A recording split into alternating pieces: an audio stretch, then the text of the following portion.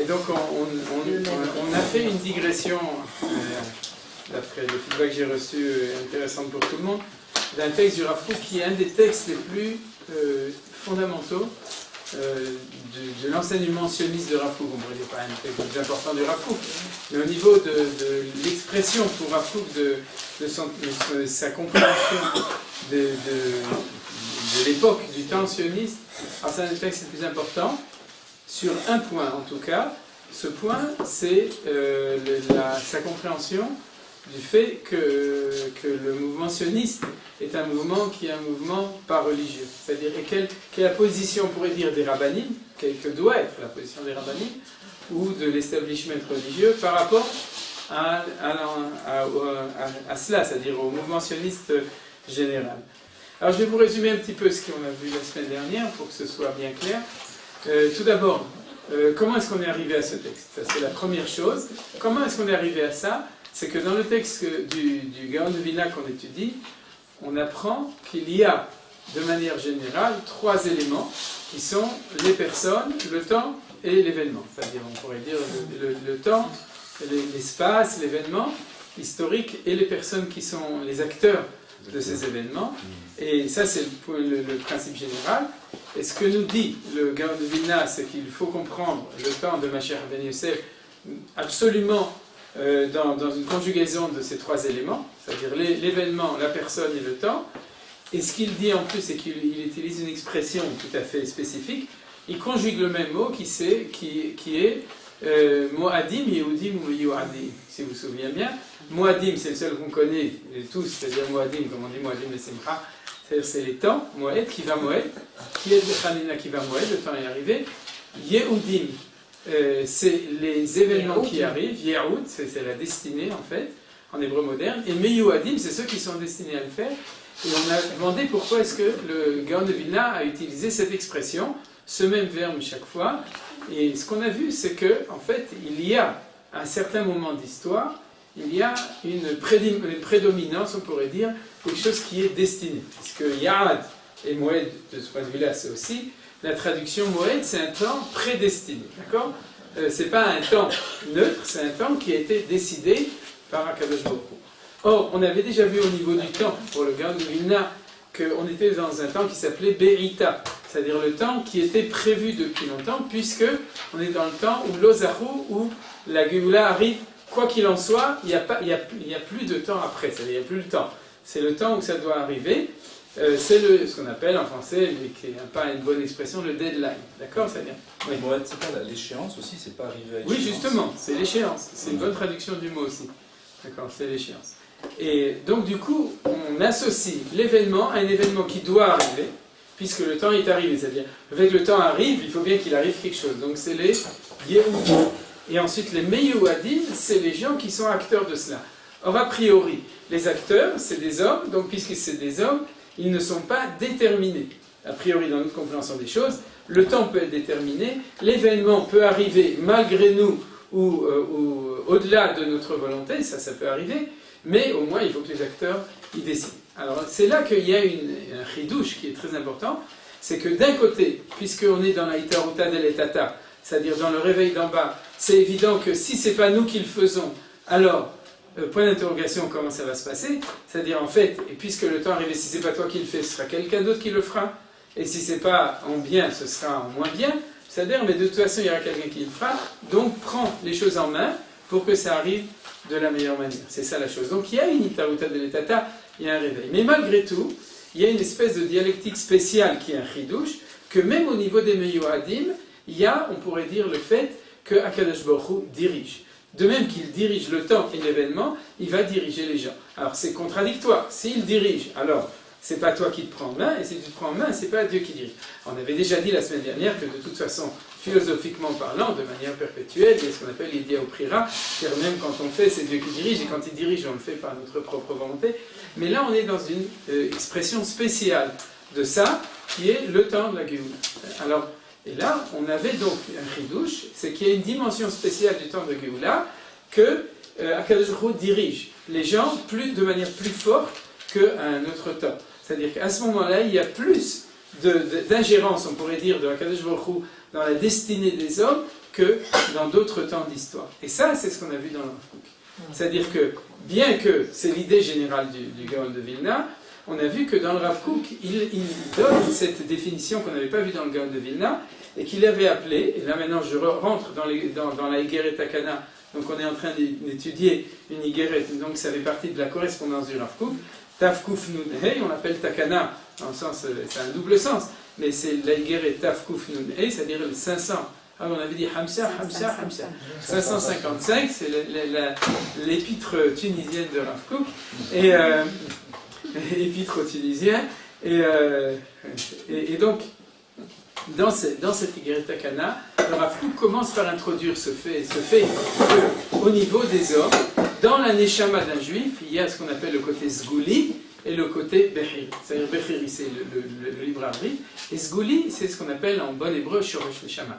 C'est-à-dire notre identité nishmatique qui est au-delà de ce qu'on peut décider ou ce qu'on peut ne pas décider. Et le Rav Kook immédiatement associait ça avec le fait qu'on est descendant de Abraham, Yitzhak et Yaakov. C'est-à-dire que notre identité zgoulite, c'est l'identité du fait qu'on est, mais quand je dis Abraham, Yitzhak et Yaakov, bien entendu, c'est aussi les Imaot, d'accord, c'est Sarah, Rivka, Rachel et Léa. Mais le fait que tu es juif, parce que ton père est juif, ton grand-père est juif, et qu'à l'origine tu descends des Avot, Vezocher has des Avot, on avait vu le texte, alors c'est ça ta Neshama.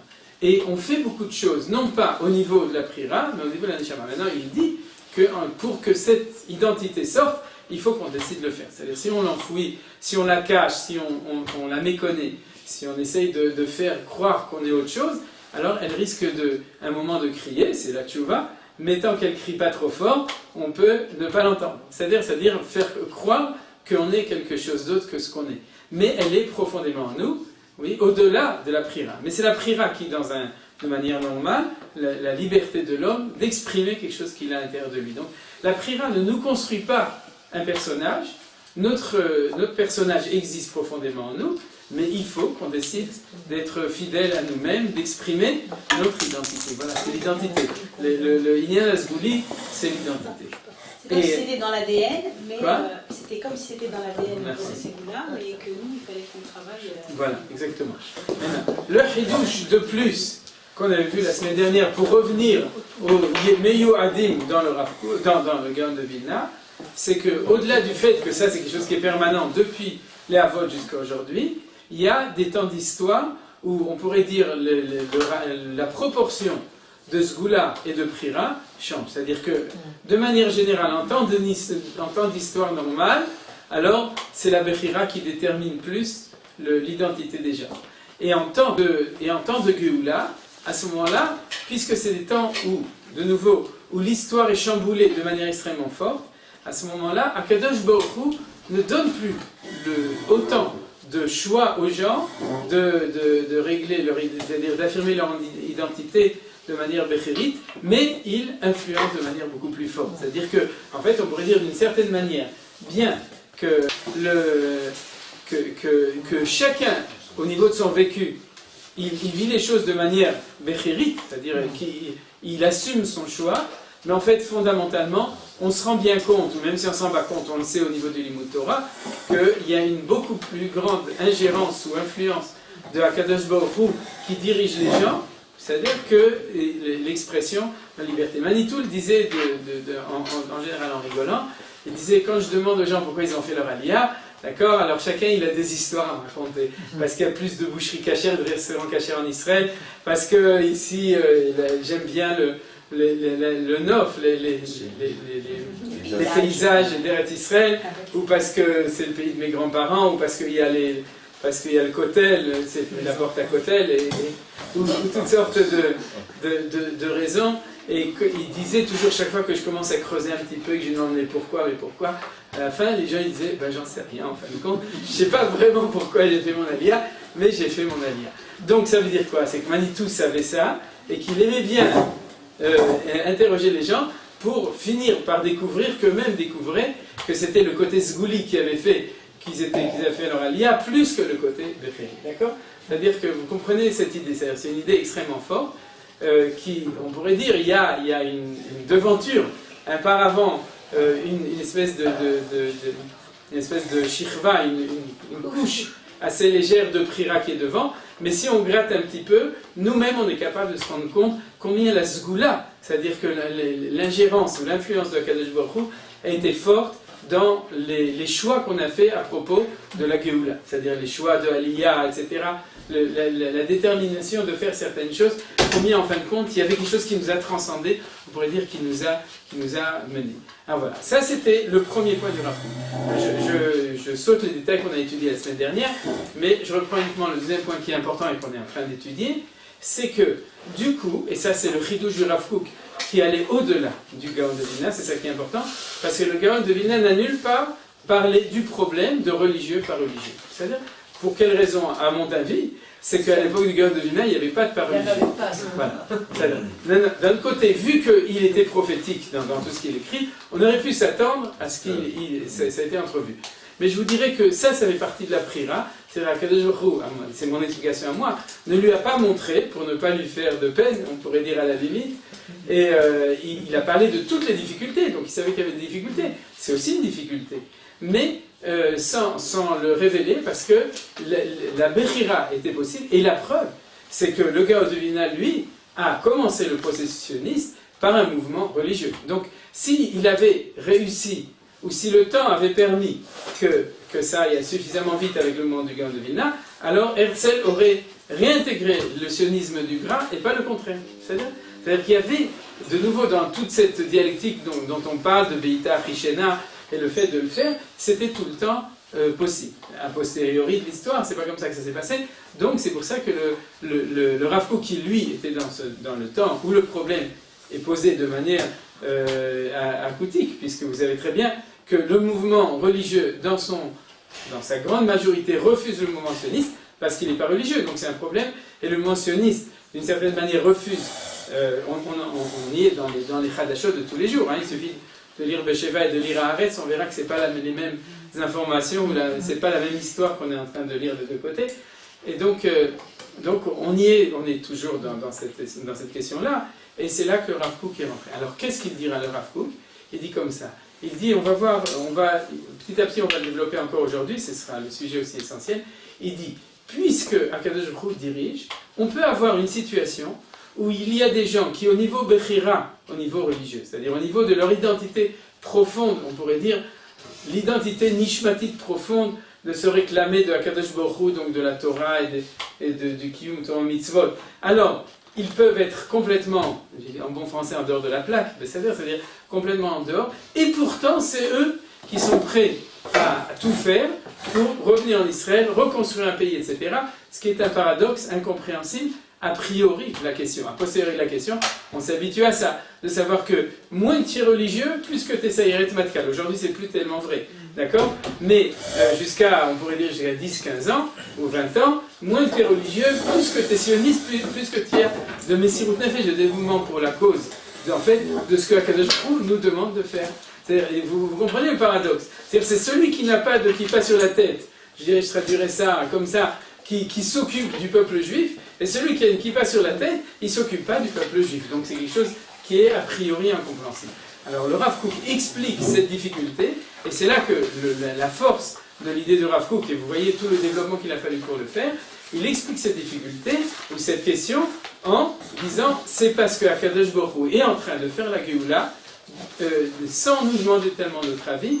Donc les gens sionistes non religieux, c'est des gens qui au niveau Ségouli, c'est des gens qui ont les plus grandes neshamot, et au niveau Priri, c'est des gens qui n'ont pas les plus grandes neshamot.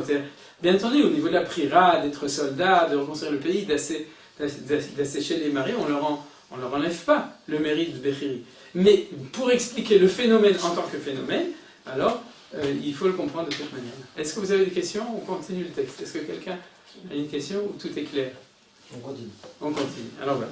Alors donc on avale notre salive et on commence à aval. D'accord? Aval, vous voyez tous. D'accord? C'est le dernier mot du livre. C'est-à-dire aval. Michou. Alors, je reprends la dernière phrase d'avant. C'est que dans la dernière phrase d'avant, il avait envoyé une petite pique au riz de base avec qui il était en correspondance, en lui disant, sache que, en gros, toi et le pas religieux, vous faites partie de la même catégorie de Neshamot. C'est-à-dire que vous pensez qu'on ne peut pas,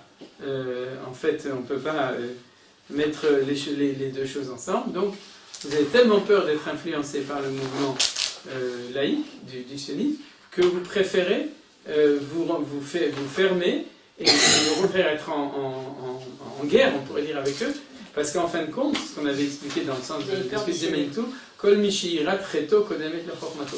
C'est-à-dire que quelqu'un qui est l'Aïra Shamaim, Teta, l'Aïra d'en bas, c'est qu'il a peur de sa faute. Ça veut dire quoi, la peur de sa faute? Peur de la faute qui est inhérente à sa Shama à lui. Donc il sait que si jamais il essaye de s'approcher des pas religieux, alors en fin de compte, il va, le sionisme religieux, il va tomber dans le piège, c'est de passer de l'autre côté de la barrière, donc il se protège. C'est-à-dire, donc en fin de compte, il est dans la même équation, c'est les deux côtés de la même médaille.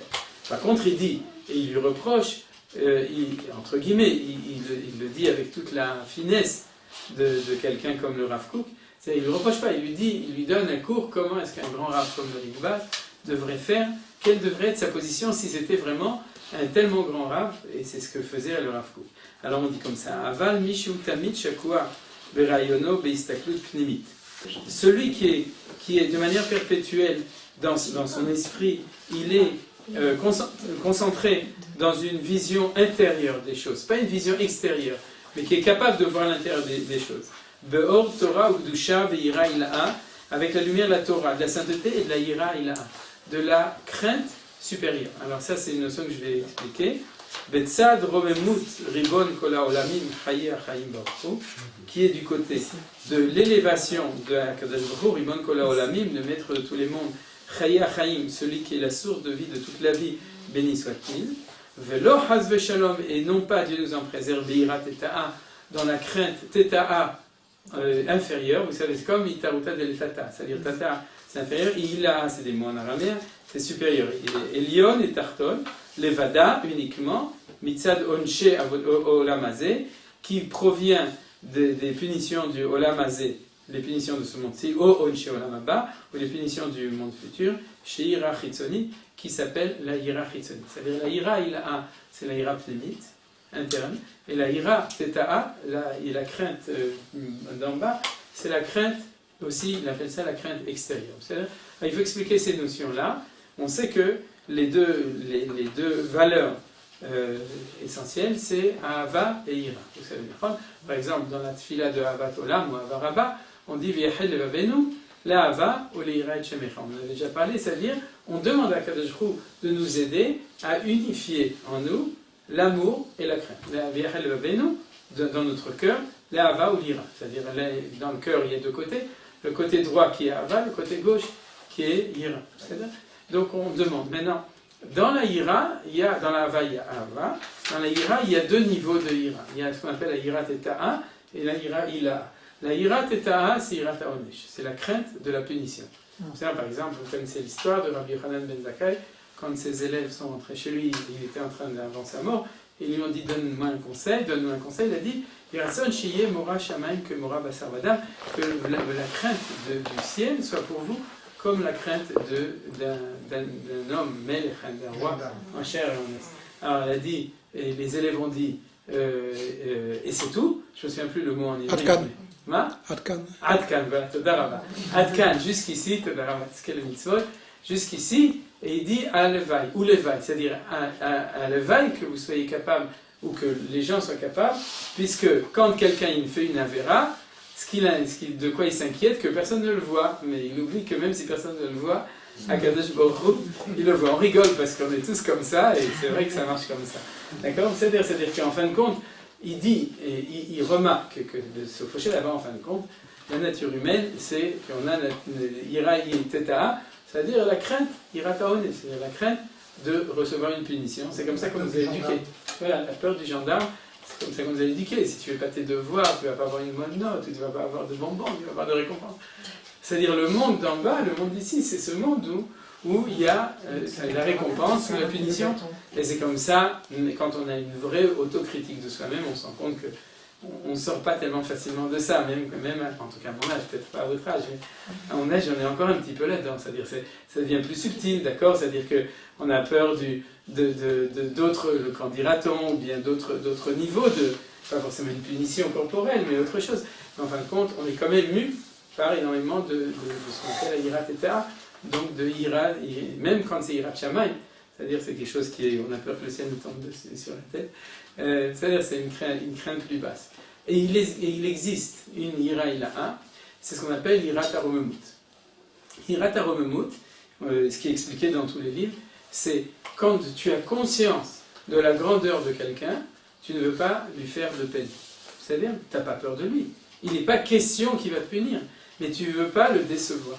C'est ce qu'on appelle la Yirat Aromemut, c'est-à-dire la conscience du fait qu'il y a une présence qui t'élève vers un idéal. Donc tu ne veux pas faire quelque chose de mal. Maintenant, ce n'est pas la même chose que la Hava. La Hava, ce n'est pas la conscience combien il est grand, parfait, et donc il exige de toi d'être. Mais c'est au contraire, souvent le contraire, c'est la conscience combien il est proche de toi, combien il y a de l'amour, c'est-à-dire la Hava. Alors ce qu'expliquent aussi les gens, c'est que la Yirat Eta et la Hava ne vont pas ensemble. C'est-à-dire en général, c'est plus difficile de concilier la peur de la punition et l'amour de quelqu'un. C'est-à-dire c'est de deux choses l'une, ou tu as peur de lui, ou bien en général on n'aime pas les gendarmes, sauf quand ils nous aident. Mais les gendarmes qui te donnent un knas, d'accord, une amende, d'accord, on n'aime pas spécialement, en tout cas à ce moment-là. On n'arrive pas à comprendre que c'est pour le bien, etc. Par contre, la Yira Ilaha n'est absolument pas contradictoire. On peut aimer quelqu'un et admirer quelqu'un, ça peut aller tout à fait ensemble.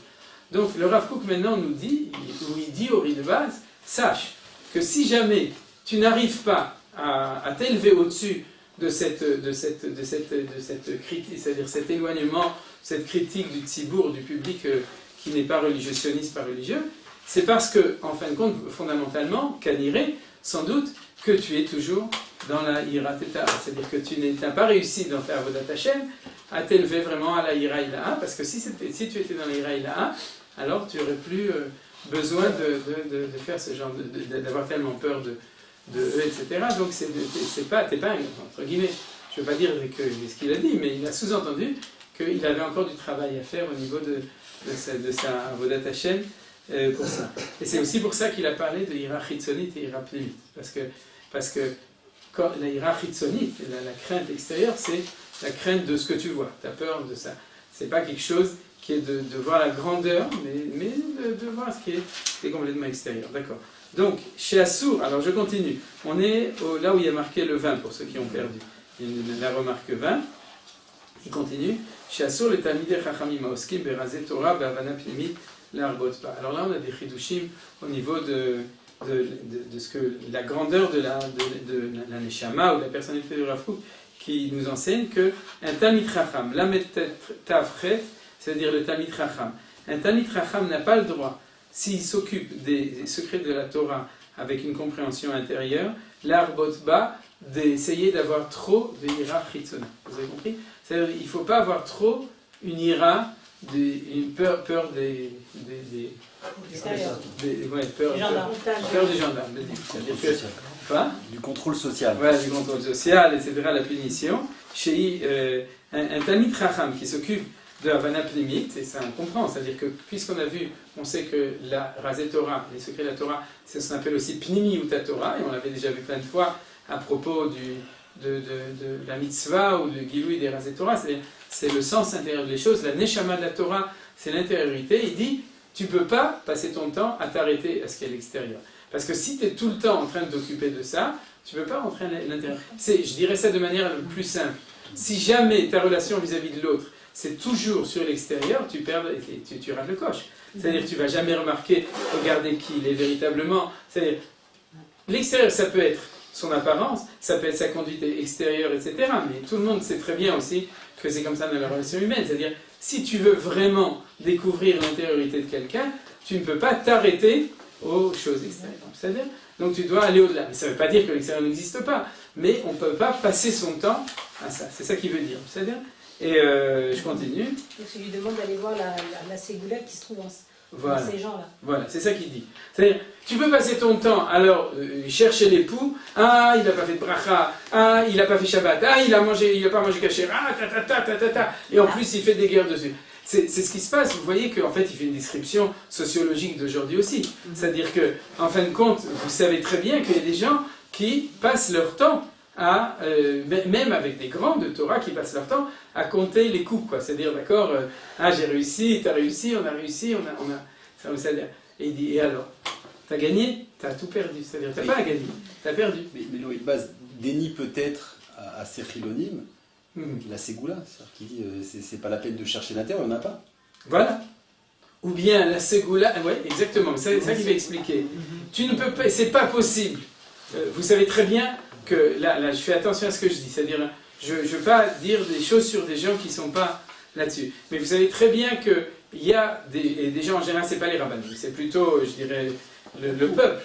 Mais il y a des gens qui diront facilement c'est des goïms, ou c'est comme des goïms. Regarde, dans les dernières élections, les Gam Shaman, on a entendu, je ne veux pas reprendre, parce qu'on n'est pas là pour reprendre les bêtises des autres. C'est-à-dire, si on leur demande de ne pas regarder l'extériorité, alors il ne faut pas non plus regarder leur extériorité. Mais vous savez que le glissement, mais ça veut dire quoi? Ça veut dire que tu n'es pas capable de voir qu'il a à l'intérieur quelque chose de différent de ce qu'il a à l'extérieur. C'est-à-dire tu te fixes sur ce qu'il a à l'extérieur et tu crois qu'il est à l'intérieur comme ça. C'est une fixation sur l'extérieur. Voilà, exactement. Une fixation, et plus grave comme tu dis, c'est de lui donner un intérieur qui est reflété par son extérieur. Et c'est ça la Torecha que fait le Rav Kook. C'est-à-dire la Torecha qui fait Uri de base, il lui dit comment c'est possible qu'un Talmid Chacham comme toi est arrêté par l'apparence extérieure. Alors, ce qu'il va répondre, et on va le voir dans la suite, c'est qu'il dit mais on n'a jamais vu, et c'est ça qu'il va répondre, on n'a jamais vu un mécréant qui avait une grande neshama. Parce qu'en général, je vais loin dans les mots, mais vous comprenez, c'est-à-dire, si tu as une grande neshama, alors tu as un tzaddik, d'accord? Et si jamais tu fais des choses comme ça, et beaucoup de choses comme ça, d'accord, c'est-à-dire tu es anti et des trucs, donc c'est que ta neshama, elle est moukoulkelet, elle va pas très bien, elle est malade. Ou bien que tu as une mauvaise neshama, etc. Il y a eu Resh Lakish, je crois. Quoi? Resh Lakish, il était brigand au départ. Oui, mais il a fait tchouva. Il a fait tchouva. Hein. Non, mais je veux dire, si on s'était arrêté à cette période-là de sa vie, on aurait dit... Oui, tout à fait. Maintenant, bien entendu aussi, pendant que je parle, vous savez que dans la chassidoute, on parle beaucoup de ça au niveau individuel. C'est-à-dire d'être capable, le Nitzot Saeloki ou la Nekuda Tova dans Breslav, quand on parle de Nekuda Tova, vous connaissez maintenant grâce à... Comment il s'appelle celui qui chante dessus Shuliran. Shuliran, d'accord. C'est-à-dire, il a sorti Breslav comme ça à l'extérieur. Mais c'est évident que c'est la même Torah. C'est-à-dire la Torah de dire, et vous savez que Rav Kook, il avait sur son bureau, il avait la photo du Gaon de Vilna, la photo du Admor HaZaken, c'est-à-dire du Baal HaTanya. C'est-à-dire, il avait les deux ensemble. Et c'est-à-dire, c'était clair que le Shoresh, la racine de ça, c'est pas nouveau, c'est une Torah de Chabad. Mais de nouveau, comme on dit toujours, la Torah de Chabad n'est pas reliée avec un temps d'histoire. C'est une Torah éternelle, c'est-à-dire dans chaque homme, dans chaque juif, tu vas être capable de voir sa neshama au-delà de ce qu'on voit à l'extérieur. C'est-à-dire, là, le Rav Kook a parlé de quelque chose de tout à fait spécifique.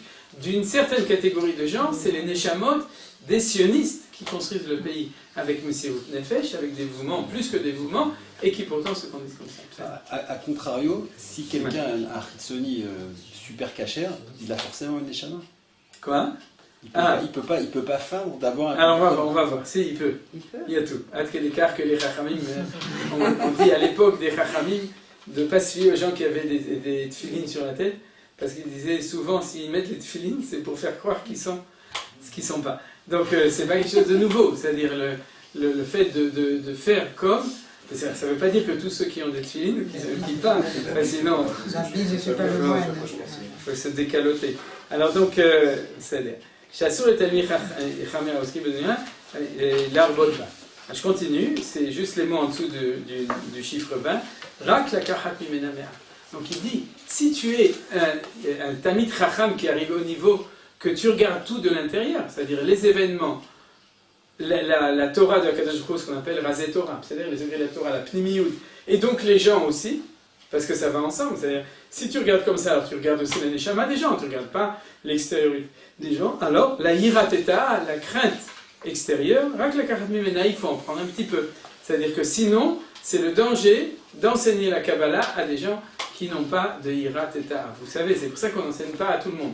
Parce qu'on a peur que les gens, vu que ça s'occupe de l'intériorité, qui sautent dedans sans avoir la Yirateta. Je ne veux pas dire un nom pour dire qu'elle n'a pas, mais Prenez l'exemple de Madonna, qui est célèbre, de quelqu'un qui dit qu'il a étudié la Kabbalah. Alors il faut lui demander est-ce qu'elle a Ira Teta ou non. C'est-à-dire, voilà. elle est assez mini, d'accord, ça Teta. Ouais, voilà. Donc la Karat Mimena Me'at, bien entendu, on n'en sait rien de nouveau dans le Juresh Haneshama pour qu'une femme qui n'est pas juive, c'est-à-dire soit attirée par ça, on ne sait pas, c'est-à-dire de nouveau. Mais disons que comme ça, d'après ce qu'on voit, la Karat Mimena Me'at, c'est-à-dire qu'il faut, au début, on commence sa carrière avec beaucoup de Hirat Shamayim Teta, et puis après, quand on s'élève, il dit il faut en garder une petite mesure. Mais de nouveau, c'est comme, il faut être capable quand même de ne pas, il faut un petit peu regarder l'extérieur, il ne faut pas complètement être déconnecté d'une réalité extérieure, mais il faut en prendre le minimum. Kedel Yasser et Agouf Netiotav Agasot, il explique pourquoi c'est important la Hirat Teta, c'est-à-dire la Hirat Shamayim d'en bas, c'est afin de un peu faire de moussa, ou de faire de, je sais pas comment dire, je ne vais pas utiliser le mot de mortifier, mais disons un peu d'influencer, de faire souffrir le corps et ses tendances grossières. C'est-à-dire que même si on est tout le temps dans quelque chose de haut, il ne faut pas oublier qu'on doit rester dans une pureté, dans une simplicité, dans une sainteté au niveau de sa conduite, on pourrait dire, du corps et du matériel. Bemidot raot, ou trunot mugunot chas shalom, et pour empêcher d'avoir des mauvaises qualités, c'est-à-dire au-delà du corps et des tendances grossières, on pourrait dire corporelles du corps, c'est-à-dire midot raot, des mauvaises qualités, ou trunot mugunot, et aussi c'est la même chose, c'est-à-dire des mauvais caractères, chas shalom, de nous en préserver. Donc tout ce travail qui est le travail du commun des mortels, d'essayer de se corriger dans tout cela, d'accord, pour un grand rave, il lui sous-entend, comme quelqu'un Rav Kook, ça, on passe au-delà. C'est-à-dire un moment où on garde ce qu'on a besoin pour maintenir ce qu'on a fait quand on était plus jeune, et puis on va au-delà. Avala Ikar, mais l'essentiel, c'est Liot Alev Malé Avak Dusha Kedusha Veira Eliona. Vous voyez? C'est-à-dire l'essentiel, ça doit être d'avoir un cœur qui est plein d'un amour de Kedusha, et Veira Eliona et la crainte supérieure, qui vont ensemble. Est-ce qu'on ne peut pas dire qu'ils sont à deux niveaux différents, les Chilonim au niveau du Nefesh, c'est un niveau complètement matériel, et les Haredim au niveau du rouar? Si, mais c'est un texte, tu le dis par prophétie ou parce que tu as étudié un texte du Rav? J'avais lu il y a quelque temps. Voilà, c'est-à-dire dans Rotatria, il dit ça. Il dit que ceux qui, pour ne pas dire les Chilonim, mais ceux qui s'occupent de la reconstruction du pays et de l'État, etc., sont des Ba'alé Nefesh, c'est-à-dire, et ceux qui sont religieux, c'est les Ba'alé Rouar, et ceux qui sont capables d'aller au-delà, c'est Ba'alé Neshama, c'est-à-dire, tout à fait d'accord. Misot Kedoshim, par le secret des Kedoshim, c'est les Sot Kedoshim qui sont eux, dans Ira et Liona, donc ils sont capables de faire la synthèse entre la Ira et la Hava, Keirat Malaché Ma'ala, qui est la même chose que la crainte qui se trouve chez les anges, tous ceux qui n'ont pas peur de faire de fautes. Vous êtes au courant, les anges, mais malgré tout, il y a marqué dans tous les textes de prophétie que les anges, ils ont une crainte de Dieu. Alors c'est quoi? C'est une que Ira et Liona, Malaché Ma'ala Giboré Koach Osed Devaro, donc c'est les anges, je ne traduis pas, ou bien Talmidei Chachamim Kaele, donc des Talmidei Chachamim, Talmid Chacham, des sages qui sont comme ça, Inam Akirim Betivam et Teva Asgula Pnimi. Il dit automatiquement, ils connaissent la nature de la Sgula intérieure des gens, des juifs a fortiori, Vyodim Leafrid Mimena, Bedvekut Marshaftam et Aklipa Priri, et ils sont capables du coup de séparer de la Sgula Pnimi, de la Neshama intérieure, Bedvekut Marshaftam, par leur dvekut de leur pensée, de cet Talmidei Chachamim, de ces sages, la klipa bechirit. Quand il parle de la klipa prérit, c'est cette klipa prérit qui font que ces gens-là, dans leur liberté, décident de ne pas être fidèles à la Torah. C'est-à-dire les mauvaises choses qu'ils font, pas les bonnes choses. C'est-à-dire cette klipa prérit. Vem chayavim ou muzarim alze. Et du coup, c'est vrai Talmidei Chachamim, sous-entendu. C'est-à-dire, pas sous-entendu. En fait, il se décrit lui-même.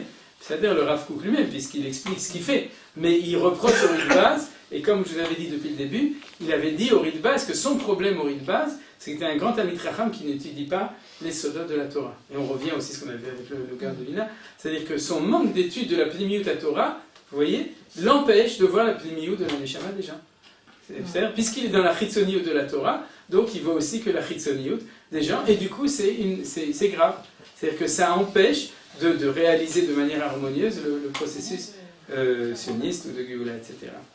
Maintenant, je voulais citer entre parenthèses, une histoire intéressante, c'est l'histoire de Rabbi Meir avec Elisha Acher. Vous savez, c'est-à-dire que Rabbi Meir, il s'appelait Meir, donc c'est qui regardait l'intérieur des choses, et la Gemara nous dit beaucoup de choses sur Rabbi Meir, combien bien que c'était pas Rabbi Shimon Bar Yochai, mais malgré tout, il était vraiment dans le monde de l'intériorité. Alors, il a étudié la Torah chez Acher, c'était son maître. Et les Chachamim demandent comment il pouvait étudier la Torah chez Elisha ben Avouya. Alors Elisha ben Avouya n'était pas Shomer Shabbat, si vous vous souvenez bien. Il avait derrière lui, Elisha Shabbat, il était avec sa cigarette sur son cheval. Il n'est pas marqué avec sa cigarette, mais il était à cheval. C'est-à-dire, et Rabbi Meir a marché à côté de lui. Il lui posait des questions de Torah, etc. Quels sont les 39 melachot de Shabbat? Est-ce qu'on a le droit d'aller à cheval, etc. Et donc, et à un moment, Elisha lui dit arrête-toi là parce qu'on va sortir du troum. C'est-à-dire, moi je continue, mais il lui dit arrête-toi toi aussi parce que tu vas tomber dans le trou. Et donc, le Kitsour, et la camarade demande comment il a pris, alors elle répond Rimon Matza, Klipato Zarak, Vet Pirio Acha. C'est-à-dire, il a trouvé une grenade. Et il avait envie de s'éclater avec la grenade, non, ça c'était une blague. Donc il a trouvé une grenade, il a jeté l'écorce et il a mangé le fruit. C'est-à-dire, alors ça c'est l'expression de la Gemara. Ce qui est très beau, je me suis demandé souvent pourquoi est-ce que la Gemara elle parlait d'une grenade et pas d'une orange. Alors la réponse c'est qu'il n'y avait pas d'orange à l'époque, mais pourquoi elle n'a pas parlé d'une pomme ou autre chose, d'un autre fruit, d'un étrog. Et la réponse que je vous propose, c'est que c'est un des rares fruits où quand tu l'épluches, l'écorce ne colle pas au fruit et le fruit ne colle pas à l'écorce. C'est-à-dire que la séparation, elle est tout à fait clean. C'est-à-dire que vous avez 100% de possibilité de séparer. Quand tu parles de l'écorce extérieure, je ne parle pas des morceaux blancs qui sont à l'intérieur, mais quand tu l'enlèves, c'est nacré un petit peu l'écorce intérieure de la grenade. C'est-à-dire que Rabbi Meir, lui, était capable de faire la différence absolue entre la pnémiout et la chitzoniout, ce que dit le Rav Kook ici. Ce que les autres n'étaient pas capables de faire, donc ils ne pouvaient pas prendre comme Rav Elisha, parce qu'ils auraient pris un petit peu de la chitzoniout, de la klipa, avec le fruit, donc ils n'ont pas le droit. C'est-à-dire, par contre, celui qui avait cette capacité-là, alors il peut le faire, oui. Oui, mais dans la grenade, il y a aussi des choses à enlever dans la pnémiout.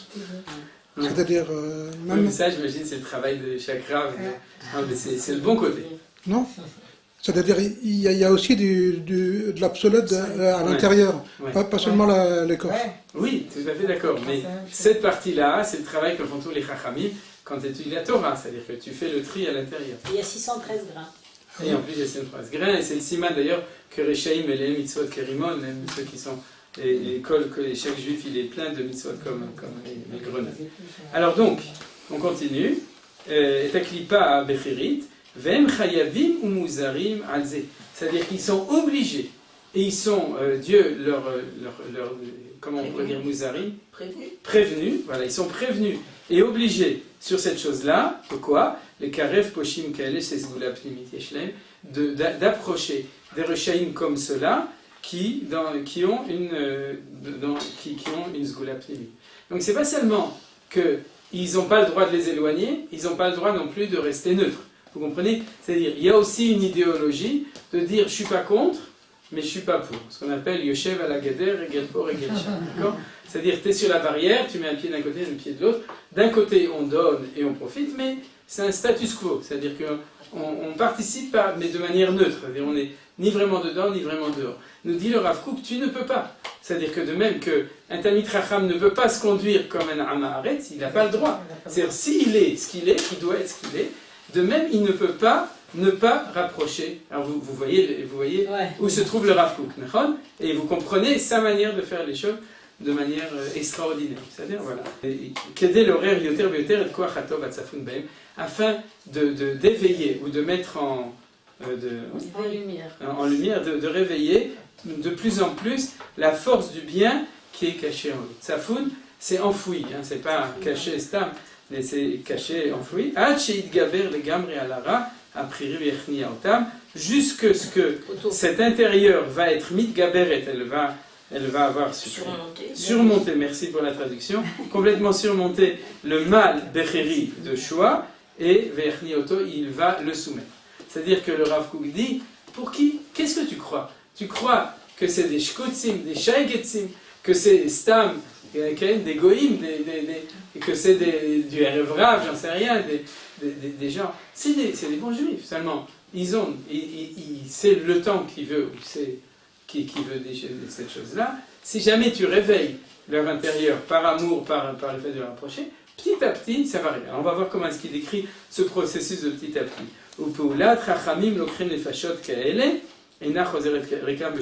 Ça, c'est vraiment une torecha, c'est-à-dire un moussard qui s'adresse à nous, bien entendu, parce qu'il dit comme ça.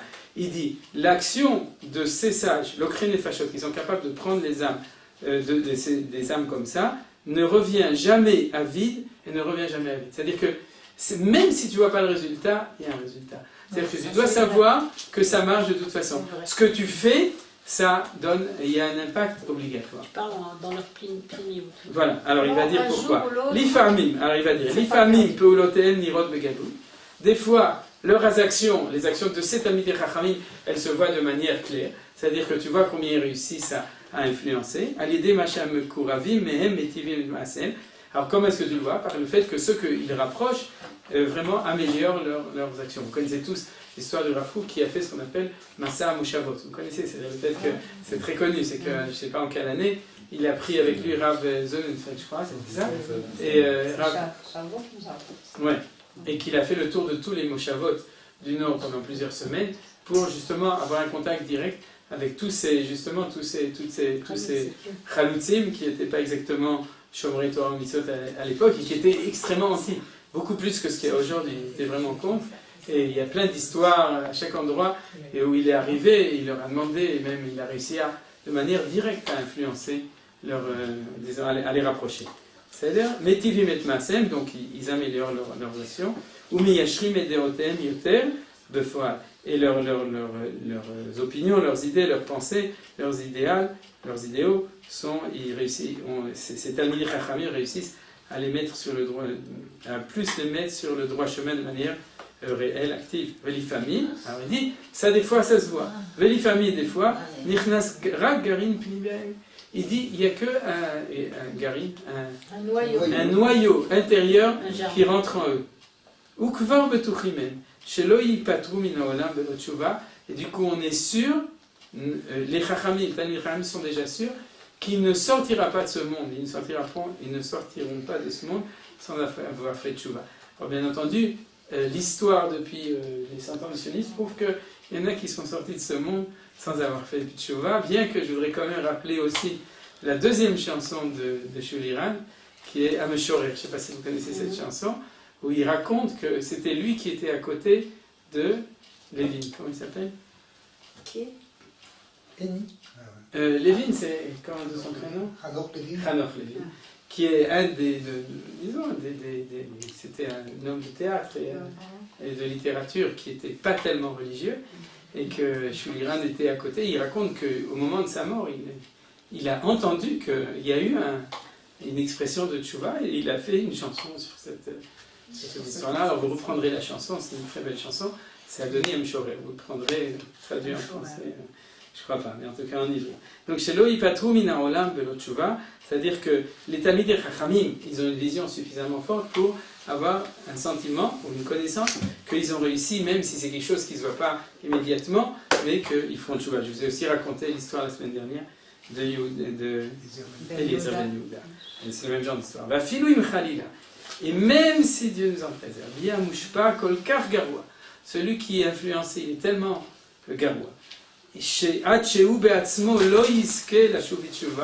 Donc il a quelque chose de tellement profond en lui qu'il n'aura pas le mérite lui-même de faire tchouva.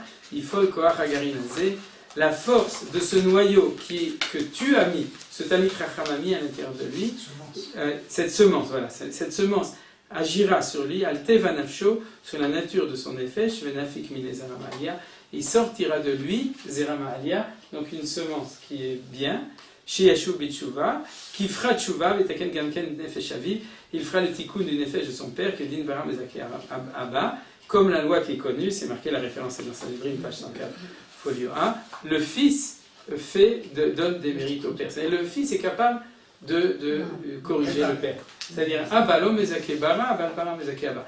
Les parents éduquent les enfants et les enfants donnent du mérite aux parents. C'est pour ça qu'on fait Kaddish et qu'on fait tout ce qu'on fait quand on est en deuil pour être Mezaké et Ta'aba, c'est-à-dire pour être Mezaké les parents. Mais il dit que t'inquiète pas, même s'il lui fait pas de tchouva, son fils il fera tchouva. C'est ça la phrase forte qu'il dit. C'est-à-dire donc, maintenant, on le voit aujourd'hui, ça énerve pas mal Harry Einstein et tout ça, que leurs enfants font tchouva. C'est un phénomène qui se voit aujourd'hui. Pas encore assez, mais j'imagine que Rav Kook, il avait suffisamment de patience pour attendre que ça se verra de plus en plus. Mais ce qui est sûr, c'est qu'à l'époque, ça ne se voyait pas tellement. À l'époque du Rav Kook, il a influencé, il a ensemencé, il n'a pas vu, je sais qu'il a vu un résultat de rapprochement des gens. Mais ceux qui étaient réfractaires, il n'a pas vu de changement spectaculaire. Mais aujourd'hui, de notre temps, on le voit. On voit que petit à petit, c'est la fameuse ce que le Rav phrase Kook a produit. ou Yehudiou. Oui, mais ça c'est le fait que quoi qu'il fasse, sa neshama reste juive. Mais là, c'est plus que ça. C'est que, puisque cette neshama, elle vibre, c'est ça qui lui fait faire tout ce qu'il fait véritablement, parce qu'il croit, mais c'est sa neshama, donc ça va finir par sortir. Donc il faut les rapprocher, il ne faut pas les éloigner. Vous avez compris? Maintenant, pour revenir, donc le mouvement qui éloigne en tant que tzibour, les chilonim, il dit c'est un mouvement qui se trompe, un mouvement religieux. Maintenant, ce mouvement essaye malgré tout, ou fait un travail énorme de faire des balais de tchouva. Mais dans le sens, fait tchouva et vient chez nous. Et devient anti aussi, vous comprenez? C'est-à-dire qu'il n'y a pas de mouvement si, c'est le Machon Meir, c'est tout ce mouvement-là. C'est-à-dire il n'y a pas assez, disons, de mouvement qui dit ce que tu fais, c'est bien. Donc fais tchouva parce que tu peux être comme c'est-à-dire en tant que sioniste, mais en étant dans la Torah. C'est-à-dire, si on reste toujours dans la dialectique, ou tu es de ce côté, ou tu es de ce côté. Il n'y a pas assez, disons, c'était le mouvement de Rav Kook. Il y a Baruch Hashem beaucoup plus qu'il y avait à l'époque de Rav Kook lui-même. Alors on continue. V'Hashem Yitbarach, on est juste après le 22. V'la Rav Kook. V'Hashem Yitbarach Yodea. Donc, Vav, Hei, Shin, Yutav, c'est V'Hashem Yitbarach. Yodea, c'est Sheloet Kol HaPosheim Animikrat. Donc, il parle maintenant de la remarque de Élie, ce que tu avais dit tout à l'heure. C'est-à-dire, oui, c'est-à-dire que Hachem, c'est Sheloet Kol HaPoshim Animikrat, que je ne rapproche pas tous les poshim. Ki im otam shani margish. Mais je ne rapproche que ceux que je sens, chez Kwarz Gouli Gadol Munar Bepnimi Utam, qui ont une force goula et très grande à l'intérieur d'eux, Vedrachim Rabim Yeshnam Lidi Azot. Et si tu me demandes comment on peut le savoir, est-ce que tu es un lecteur de Neshamot? C'est-à-dire, c'est ce qu'allait lui demander le Ritbaz, Eno la Dayan et la Meshaïna Vrot. Il y a une phrase qui dit que le juge ne doit utiliser que ce que ses yeux voient. Donc, il dira le Ritbaz, moi je suis un homme de halakha, un homme de niglé, de Torah niglé, donc je ne peux juger que selon ce que mes yeux voient. Et toi qui me parles de ce que tu vois à l'intérieur, d'où tu sais, alors Rav Kook répond, Vedrachim Rabim Yesham Liti Azot. Il y a beaucoup de voix pour savoir et aussi pour voir la différence entre un poshéa qui a une bonne neshama et une poshéa qui n'a pas une bonne neshama. Parce que c'est pas parce que tu es poshéa que tu as une bonne neshama non plus. Hein, tout le monde n'a pas. Alors, Usfarim Gdolim Srimirtov Bezek de Levaer. Et il faudrait écrire beaucoup de livres, et des grands livres, pour pouvoir expliquer Gam Rak Shemetz Medavar Gadolazé, ne serait-ce qu'une parcelle de cette grande chose. C'est-à-dire qu'il faudrait, si on voulait enseigner ça, c'est comme la psychologie, mais c'est la psychologie de la Torah, de la Pnimiuta Torah. Comment est-ce que tu reconnais des Neshamot? Comment tu sais lire quelle est cette Neshama, quelle est cette Neshama? Mais la vérité, c'est que, même nous, on n'est pas du tout au niveau de Rav Kook, mais on y arrive un petit peu quand même, de temps en temps, je pense qu'on peut voir. Ve'alotam shekfar avdu gam et zgula pnimit shelem legamre. Et sur ceux qui ont perdu complètement la zgula intérieure, complètement, Amar David HaMelech alav shalom, David HaMelech a dit, Alo mesanecha Hashem esna, que ceux que toi, Hashem, tu haïs, moi aussi je haïs. C'est-à-dire, et derrière, sachez que ce genre de référence, c'est la référence classique pour dire. Mesanecha, ceux qui te haïssent, alors je haïs aussi, c'est la raison. C'est-à-dire, ces genres de références, vous les voyez, ils font pas de trucs, donc il y a une Sakadosh Hu, donc il faut les haïr.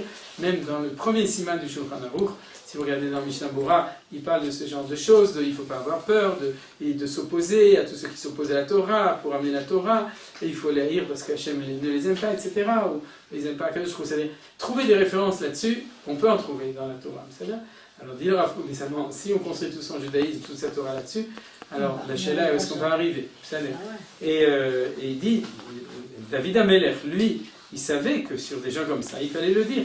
On va dire que la loute, et de manière générale, nos sages nous ont donné des signes là-dessus. C'est-à-dire comment tu vas reconnaître le bon pochéa et le mauvais. Qui est-ce qui fait partie des Dalton et qui est-ce qui ne fait pas partie ceux qui ne voient pas la différence et qui sont daltoniens, ils voient que noir et blanc. Alors donc, c'est-à-dire, donc, Vaminim va kofrim al piro. Alors il dit maintenant, il va donner la clé, une clé. Bien entendu, il a dit qu'on pourrait écrire des livres entiers là-dessus. Mais il va dire, je vais quand même te dire comment est-ce qu'on reconnaît un bon pochéa d'un mauvais pochéa, d'accord? Vaminim va kofrim al piro. Il dit, sache que les minimes et les kofrim, c'est les mécréants qui, selon la halakha, en effet, on doit éloigner. C'est-à-dire quoi?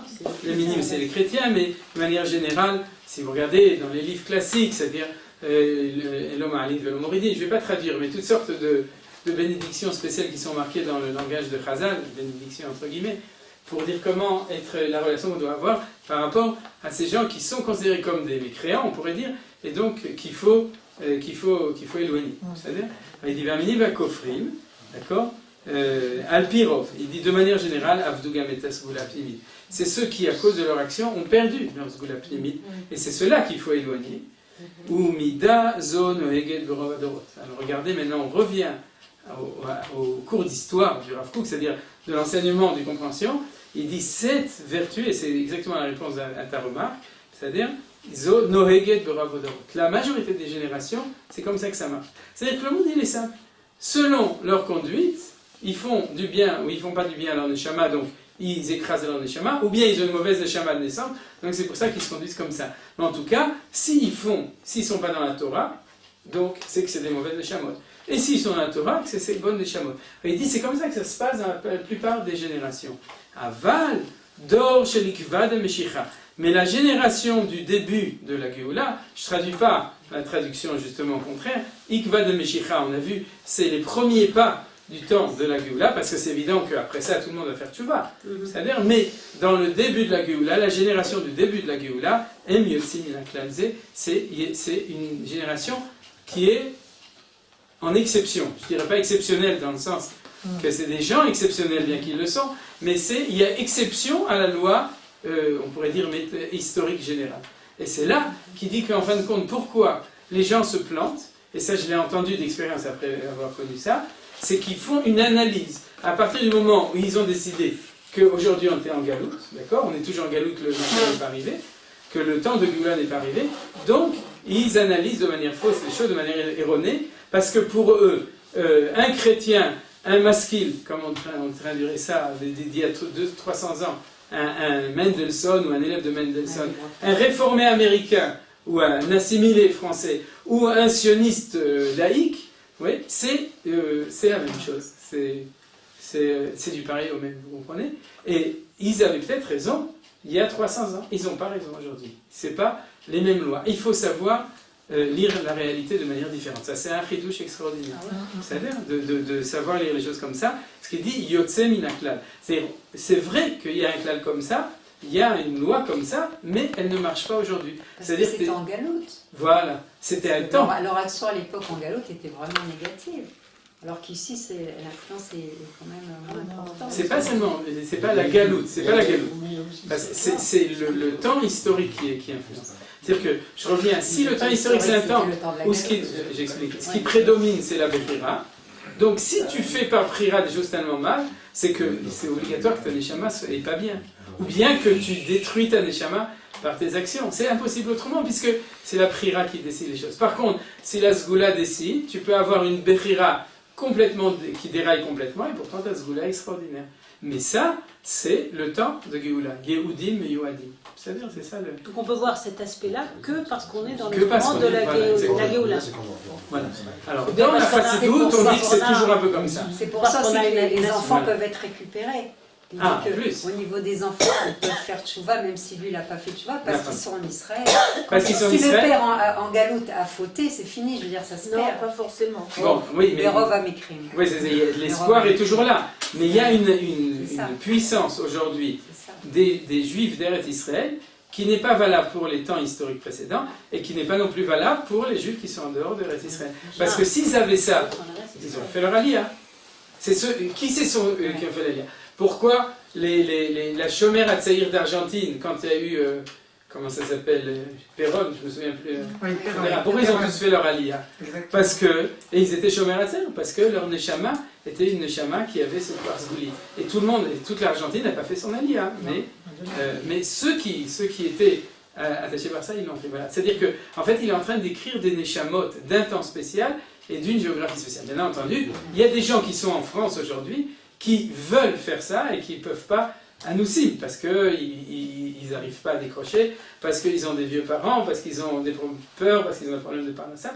Et on a tous passé, en tout cas ceux qui ont fait leur aliyah, pas jeunes, mais un peu plus tard, on a tous passé par ce stade où on savait qu'on voulait venir, mais ça a pris encore en général un petit peu de temps, entre le moment où on savait et le moment où on l'a fait. Donc c'est qu'on avait déjà une neshama comme ça à ce moment-là, c'est-à-dire une neshama, on pourrait dire de Eretz Israël, mais qui n'a pas encore réussi à réaliser. Ce temps particulier, ouais, c'est une hypothèse de travail ou il a une source pour le dire? Ah, mais c'est ce qu'on est en train tout le temps d'étudier, c'est qu'il a une source. La source, ce que j'expliquais, c'est que comme le temps, je reviens, le temps c'est le Beïta, c'est-à-dire c'est un temps, il y a deux raisons. Premièrement, tout temps de révolution d'histoire faite par Akadosh Baruch Hu, on n'a pas le temps Hachem n'a pas le temps de se payer le luxe de demander à chacun si ça lui plaît ou si ça lui plaît pas. Comme au moment de la sortie d'Égypte, c'est l'idée du Ripazot. C'est-à-dire que, bien entendu, il y a des gens qui n'ont pas adhéré, même 4/5e selon le Midrash, mais d'un autre côté, il y a une espèce de luxe qu'on ne peut pas se payer. On ne peut pas se payer le luxe quand le temps change tellement vite, de demander à chacun ça te plaît, ça te plaît pas, ça te fait plaisir, ça te fait pas plaisir. Vous voyez, c'est Kol Dodi Dofek, c'est-à-dire la voix de mon bien-aimé, il pousse, il pousse, il pousse, c'est-à-dire Enzman, c'est-à-dire, c'est ça la notion du mot En, c'est-à-dire du temps de Géoula de manière générale. Maintenant, le temps de Géoula de Beïta, c'est-à-dire le deadline, c'est pire encore. Parce que le temps d'avant, tu peux dire, on a le temps de faire la Géoula. Si toi tu viens pas, mais tu viendras après. Etc. C'est-à-dire, et puis si la Géoula vient pas maintenant, elle viendra dans 50 ans, dans 100 ans. C'est-à-dire, en fin de compte, si la plupart ne veulent pas, alors on attend. C'est-à-dire, mais là, en ce moment, il y a deux conjonctures qui font que la Sgoula est complètement prédominante. C'est premièrement chaque temps de Géoula ou de Galout, c'est-à-dire un temps où il y a une révolution d'histoire voulue par Akadosh Baruch Hu. Et là, c'est encore plus grave ou plus fort, parce que c'est le temps de Beïta, c'est-à-dire le temps Be'atzmo, c'est ce qu'on appelle le mois. Oui. Ce que j'avais dit, enfin, le Rav Kook était un adepte de la poésie. Il y a des images justement qui permettent de mieux capter, de mieux comprendre. Et c'est l'image de la lie dans le cas de la fermentation du vin.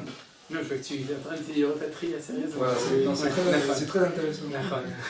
Moi, je me mets à la place d'un Haredi qui dit mais ça, c'est peut-être une hypothèse que tu as, tu l'émets, mais où sont tes fondements? Voilà, alors c'est pour ça que je suis tout à fait d'accord. Et alors, si vraiment tu le rencontres, tu lui dis d'écouter tous les cours. Comme ça, il verra qu'au fur et à mesure, d'accord, il peut comprendre, parce que c'est ce qu'on est en train de faire. C'est-à-dire qu'on fixe des choses, mais on les établit, on donne des bases. C'est-à-dire, tu comprends? Maintenant, s'il n'a pas la patience, ça ne va pas aider.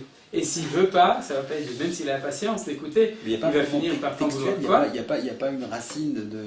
Si, seulement on est en train de s'occuper d'extraction de racines. Petit à petit. Petit pouille-chaud. On cite la Torah. C'est un processus, on est sur un processus. Mais est-ce qu'à l'origine de cette position, il n'y a pas quelque chose de la Kabbalah? Si, tout ça c'est la Kabbalah. Mais c'est on est tout le temps en train d'expliquer, c'est-à-dire, je ne vais pas reprendre tout ce qu'on a dit, parce que tu sais, quand on a parlé du Gilou Yarazim, oui je sais, mais par exemple dans le sujet d'avant, c'était le sujet de Gilou Yarazim, le fait que la Torah d'Eretz Israël et la Torah de Géoula, c'est de révéler le secret de la Torah. Donc c'est bien ça qu'on avait dit, c'est-à-dire c'est l'introduction à ça. Si tu n'as pas ça, tu n'as pas ça. Alors donc tu peux lui dire deux choses, ou bien tu n'as pas étudié ta Torah et que tu fais, alors ne t'étonne pas que tu ne comprends rien, ou bien tu l'as étudié, c'est que alors il y a un problème, alors viens, je vais t'expliquer les choses. Tahazik. D'accord. Tous ceux qui sont en dehors d'Eretz Israël, ouais. C'est quoi? C'est dur, quoi, parce que si le moment, comme la sortie d'Égypte, si le moment est bien, ils sont en dehors de... Voilà, c'est pour ça que... C'est pour ça... Regarde ces derniers trains. D'un côté, reprenons, c'est vrai, mais d'un côté, souvenez-vous que ce Beïta, il a des paliers de 42 ans. C'est-à-dire qu'il faut s'imaginer qu'Akadosh Baruch Hu, dans son chesed, ce qu'on appelle le Terezen Shufranetzen Berachamim, ou bien ce qu'on a vu la semaine dernière, V'zocher Hasdei Avot, c'est-à-dire que dans son chesed et son rachamim, il a fait que ce temps-là est un temps quand même qui est étalé sur pas mal de temps pour donner aux gens le temps de venir. Combien il y a de juifs de France ou d'Afrique du Nord qui sont venus en 1917 quand il y a la déclaration Balfour? Personne. Mais par contre, tout le monde peut témoigner, hein, je suis sûr ici dans mon ami Myriam, qu'elle dira que son grand-père, quand il a vu ça, il a dit il y a quelque chose, il faudrait y aller, ou on sait quelque chose. D'accord ? Ça a vibré, mais pas au point où on est venu. Combien de gens qui sont venus en 48 ? Pas grand monde, d'accord ? Combien en 67 ? Beaucoup, depuis 67 il y a le changement. Combien de France sont en train d'arriver ? C'est plus 300 par an, 1000 par an. Baruch Hashem, ça monte. Ça veut dire quoi ? Ça veut dire qu'Akadosh Baruch Hu, qu'est-ce qu'il fait ? Il fait les événements, Miyuadim, les Yehudim, pour réveiller les Miyuadim, pour réveiller les gens. Il y a de plus de gens qui sont réveillés. Et il les aide. Et avant, on disait il n'y a pas de Parnassa. Maintenant, on peut dire qu'il y a Parnassa ici, ou bien qu'on parle pour faire la Parnassa, pour la ramener ici. Etc. D'accord ? Mais c'est-à-dire, on voit qu'Akadosh Baruch Hu, il nous aide. Il est sympa. C'est-à-dire, pour ceux qui étaient des vrais idéalistes, ils sont venus en 48 ou en 1920, etc. Ceux qui ont un peu moins, c'est 67, c'est-à-dire les années 70, et puis maintenant, aujourd'hui, tu as besoin d'encore être un petit peu moins, et malgré tout, ça a marché. Mais il ne faut pas être mésantel. Tous les gens qui viennent, ils sont idéalistes, ils ont un idéal, c'est-à-dire souvent les gens, non, c'est une alia économique, c'est des trucs comme ça, c'est pas vrai. Les Russes, ils ne sont pas tous venus en Israël, les Français ne viennent pas tous en Israël, il y en a qui font leur alia aux États-Unis, etc. Bon, alia. Et donc,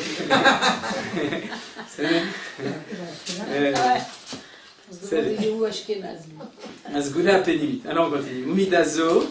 Ah oui, d'accord. Yotse Minak. La Miklalze. Alors pour ceux qui ne savent plus où on va arriver à la remarque 24. She'em Kedivre Tikkuné Azohar. Qui sont? Alors là, regardez, c'est très beau parce que c'est l'enseignement, justement, tu demandais les sources et on y est arrivé. Les paroles du Tikkuné Azohar. Donc Tikkuné Azohar, c'est une partie du Zohar. Tov Milegav ou Bish Mileba. Et ça, c'est marqué clairement. Ils disent les Neshamot du temps de Géoula, c'est des Neshamot qui sont bien de l'intérieur et mauvais de l'extérieur. Bish, c'est pas un peu biche ou une biche, c'est le contraire. Bish, c'est mal. Bisha, Aina Bisha, c'est Aina. Bish, quoi? Ah voilà, Bish Mazal. C'est-à-dire, Tov, Milegav, le Gav, c'est de l'intérieur, ils sont bien à l'intérieur, ou Bish, Mileba. C'est les tsabarim. Voilà, il a fait, c'est les tsabarim. Regardez comme c'est extraordinaire. C'est que c'est tellement vrai que c'est devenu une idéologie israélienne, c'est-à-dire on est tsabar, ça veut dire on n'a pas dit qu'on est mal de l'extérieur, mais on est piquant de l'extérieur et on est doux à l'intérieur, d'accord? C'est l'histoire du tsabar. Et donc, ça veut dire quoi? C'est comment c'est exprimé dans Rodatria et partout, la chutzpah isge, c'est-à-dire qu'en fin de compte, extérieurement, on dit anilosoferotra, c'est-à-dire je fais ce que j'ai envie à l'extérieur, c'est-à-dire je ne fais pas attention à l'extérieur. Et vous savez pourquoi ils font ça? Parce qu'on était exilés pendant 2000 ans, en tout cas les Ashkenazim, chez les Romains, chez Esav, qui a développé une civilisation d'un bel extérieur, et d'un extérieur pur et d'un intérieur impur. C'est le Khazir, qui montre qu'il est pur à l'extérieur, qu'il est impur. Et on en a tellement on le vomit tellement, que quand on revient ici, on dit, tu sais quoi? L'extérieur, je m'en balance, ce qui est important, c'est l'intérieur. D'accord? Alors c'est quoi? C'est ce qui est marqué ici. Tov milegav, vebish milba. Au niveau de l'extérieur, on se bat et on fait n'importe quoi. D'accord? Vous avez milba. Et vous avez compris? Et maintenant, tout ça, ça va ensemble. C'est-à-dire, tout ça, ça va ensemble. C'est-à-dire, la tsabariyut, la chutzpah et l'enseignement du Tikkuné Zohar, qui est extrêmement profond. Ça va bien au-delà de ça, ce qu'on vient d'apprendre. C'est des neshamot qui, extérieurement, donc, ne sont pas religieuses. Et intérieurement, on a des neshamot extraordinaires. Ce qui est incompréhensible pour un esprit, on pourrait dire, normal ou un esprit religieux, classique, puisque c'est pas comme ça qu'on a vécu pendant 2000 ans de galoute. C'est-à-dire où on était dans, on pourrait dire, une espèce de normalité comme on a vu avant. VM, il continue le Rav Kook dans les sources que tu demandais, VM, Hamoro Shel Mashiach. Et c'est eux qui sont Hamoro Shel. Il y a un Israélien qui est sorti un livre comme ça, Hamoro Shel Mashiach. Donc, c'est eux qui sont Hamoro Shel Mashiach. C'est-à-dire, ça veut dire quoi? C'est-à-dire, alors, c'est méchant a priori, c'est pas du tout méchant, vous allez voir pourquoi. Chez Neymar Allah, Vani, Vorochev Al-Hamor. Le Mashiach, c'est un pauvre qui est sur un âne.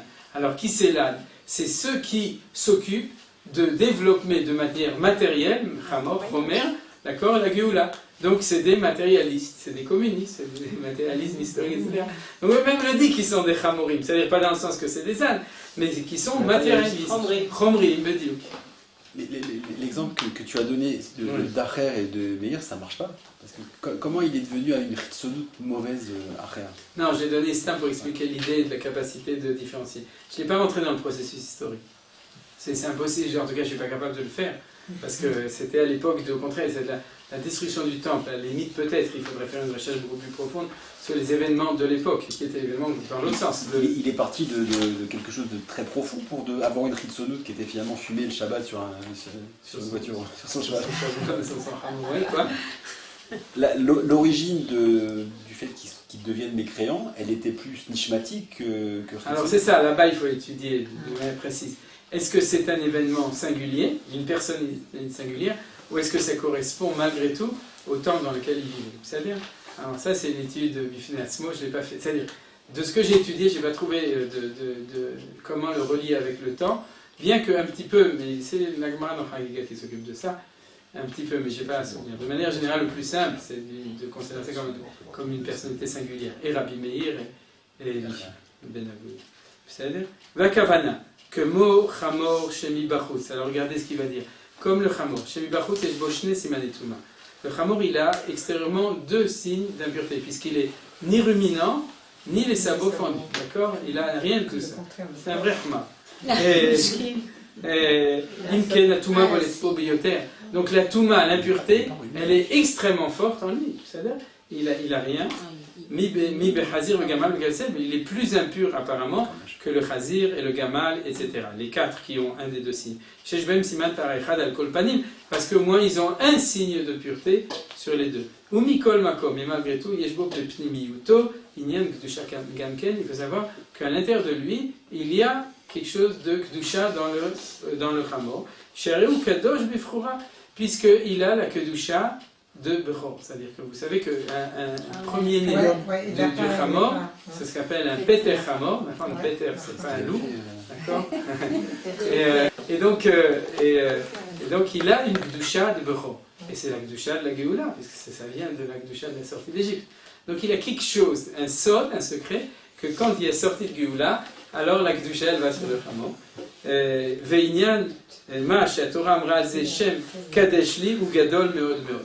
Et le fait que la Torah a dit sur là-dessus kadesh li kol bechor peter, chamor v'chule kol, etc. C'est la parasha de Kadesh li qui est une des 4 parashiotes des Tfilin, celle des 2 qu'on ne lit pas tous les jours, ou gadol meod meod. Et cette idée-là, elle est extrêmement grande. Donc là, je ne connais pas l'explication profonde de tous les détails de ce que dit Rav Kook, mais il dit, sache que quand on parle du Chamor chez le Mashiach, on parle justement de ces Neshamot qui ont une Kedusha très grande qui est Kadesh Li. Et vous savez, par exemple, Vikrou Li Teruma, Li Lishmi, etc., quand on a marqué Li, que dit Akadosh Li, c'est quelque chose d'extrêmement haut. C'est-à-dire qu'il y a un potentiel d'élévation extrêmement haut. Mais où? Dans le Shoresh HaNeshama.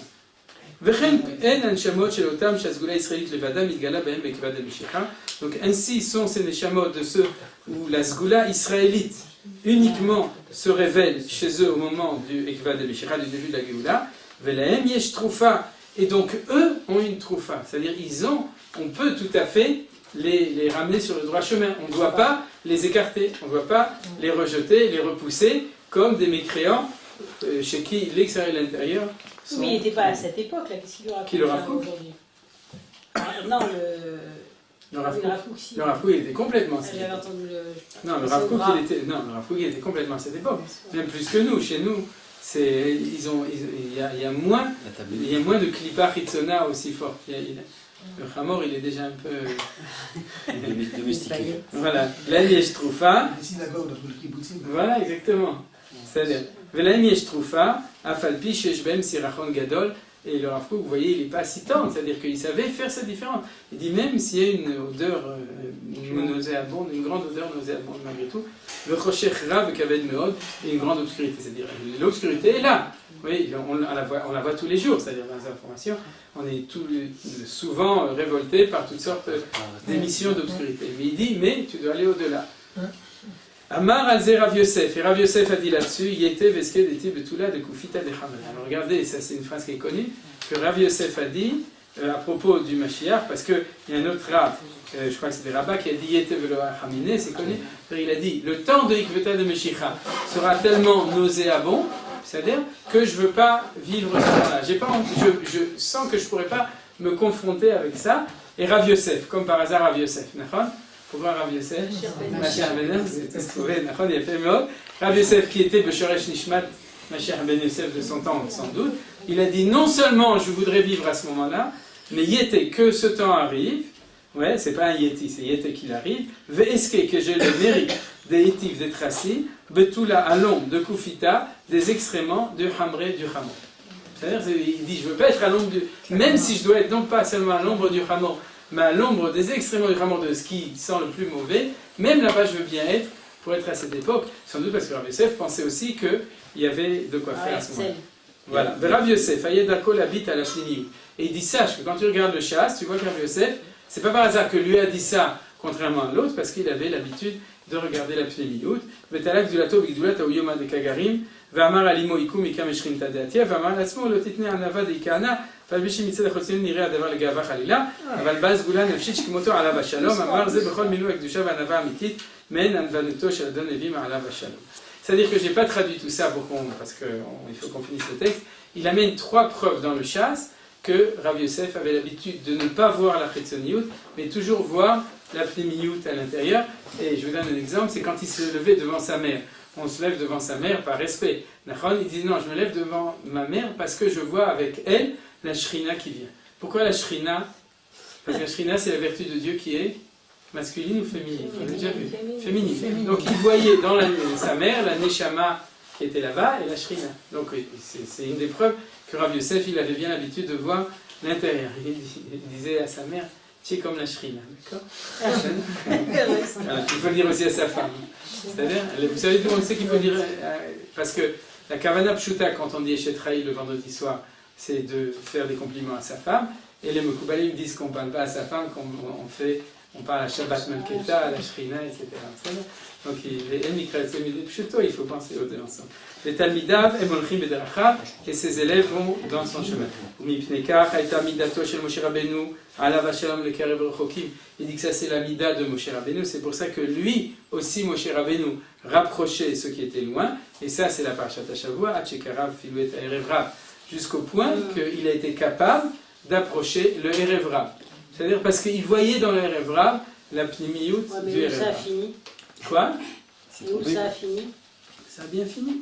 Vafalpi, chez Egara Marichuta Galout, et il dit, et malgré le fait qu'à cause de ça rallongeait la Galout, Mikol Makor, malgré tout, sauf Kol Sof, Italou Gamem, et ça c'est enseignement de Manitou qui dit toujours, qu'en fin de compte, même eux vont être intégrés. Et le Rav Rav, il va finir Italou Gamem, eux aussi vont être élevés, qui veut vadet, Kayelbe, parce qu'il va s'accomplir, Itel Echakil Vavecha, Vecholatzat Yemale, c'est-à-dire que Akadosh Baruch Hu te donnera les volontés de ton cœur et tous tes conseils vont être accomplis. Vachem Yitbarach Mekim Dvaravdo Vatzat Melachav Yeshli. Akadosh Baruch Hu réalise, c'est-à-dire même si on se trompe, sous-entendu, mais comme tu es un tzaddik, alors Akadosh Baruch Hu, Tzadik Gozer, Akadosh Baruch Hu Mekayem, il va aider à ce que ceux que tu as rapprochés, même si par hasard tu as fait une erreur, sur les 5 que tu as rapprochés, il y en avait 10 qui étaient des vrais mécréants, Kacher Taref la Méadrine, avec les Stempel qui sont des mécréants de l'intérieur. Il dit, puisque toi tu les as rapprochés à Kadosh Baruch Hu, il ne va pas te dénier donc il va aussi leur faire tu vas Vamrou Bazor, on a dit dans le Zohar, chez Hassadav, regardez bien, Hassadav chez Moshe ou Dolim chez Abraham, que le chesed de Moshe est plus grand que celui d'Abraham, chez Abraham Avinu, parce que Abraham Avinu, Afalpi chez Midat Chasdo et Abgdolamol, qui avait une mida de chesed extraordinaire, puisque c'est la mida de Abraham. Veloïa que Noach, il n'était pas comme Noach. Chez l'Obikesh Rachamim al Rechaim Nedoro, puisque Noach, comme vous savez, n'a pas demandé miséricorde sur sa génération. Mikol Makom, l'Obikesh Rak Bitnai. Abraham n'a demandé que de manière conditionnelle. Oulai, peut-être, Asdom, il y aura dit Tzadikim. Vous avez plus la suite, c'est encore 2 lignes, je vous le dis. Aval Moshe Rabbeinu ala Shalom. Moshe Rabbeinu, de mémoire bénite, Bikesh Beloshum Tnaim, a demandé sans aucune condition. Im tissa hatatam veimaïn mechinam isifrecha shakadafta, vous voyez par la semaine dernière, ou tu leur pardonnes, ou tu m'effaces de ton bouquin. Shei mesirat nefesh afilu me'olam haba. Ce qui va être effacé, c'est la mesirat nefesh comme dans toutes les histoires chassidiques. Et il lui a dit, sinon, enlève-moi du olam haba. C'est-à-dire, je renonce à mon olam haba si jamais tu ne leur pardonnes pas. Shem Zran Afilu Me Olam Haba, qui a Sefer Shel HaKadosh Baruch Hu Olam Haba Atzmo, parce que le livre de HaKadosh Baruch Hu, c'est le Olam Haba Atzmo. Amen.